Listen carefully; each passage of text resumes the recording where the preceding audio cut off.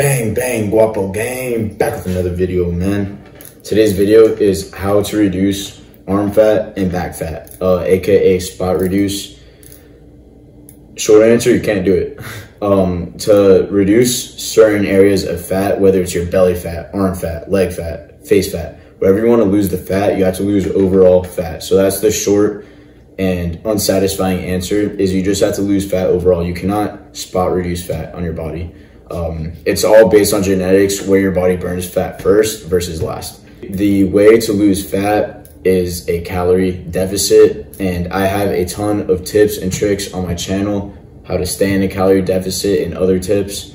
So that's the unsatisfying answer, is you just have to be in a caloric deficit and lose fat overall. Today's video is really short. Want to get straight to the point, no BS on my channel, just get straight to the point. And that's all for today's video. Bang, bang, guapo.